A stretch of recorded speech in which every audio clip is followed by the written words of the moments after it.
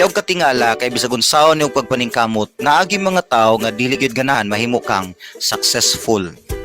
Yes, na mga tao nga dili ganahan nga mo improve ka, mahimo kang successful sa imong business, mahimong nindot imong pamilya, mahimong nindot ang usa ka organization nga imong gidala or asa ba ka nga area sa imong life.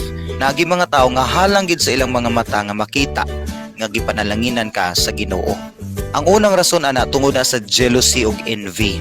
Yes, na mga tao gyud nga nagselos ug nasuya sa imong kahimtang.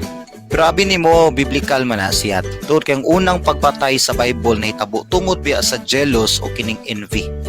Napatay ni Cain si Abel nga iyahang manghud tungod kay nasuya siya kay ang offering ni Abel gidawat, ang offering ni Cain wala dawata sa Ginoo.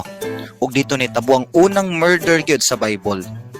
So nakita nimo unsa ka delikado ang envy ug ang jealousy once naani sa usa ka tawo. Pwede nimo hatod ngadto sa pinakahadlo kaayo nga klase sa sala, ang pagpatay. Ikaw ang reason kining insecurity and fear.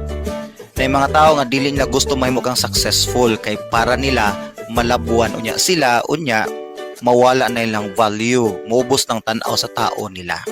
Yes, na mga tao ana sa imong palibot nga para nila mura bang nakikumpetensya sila nimo. Ikaw siguro wala lang, pero sila masakitan sila kung makita nila nga hinihinay kag asenso, hinihinay kag angat sa imong kinabuhi. Dili nila gusto makapalit kag bag-ong TV, di sila gusto nga makapahimo kag bag-ong balay, di sila gusto nga makapalit kag bag-ong sakyanan. Na mga tao gyud ngin ana. Tod kay gusto nila nga sila lang ang labaw pirmi diha nimo kay mahadlok sila basin biyag ikaw na musikat unya sila mabiyaan na.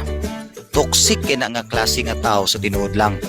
Sa 1 Samuel chapter 18 sa Bible, after napildi ni David si Goliath, na ay fear o insecurity si King Saul nga basin biya unya puhon mulabaw pa si David kasikat niya og mapulihan siya sa trono, which is later on ay tabo gyud.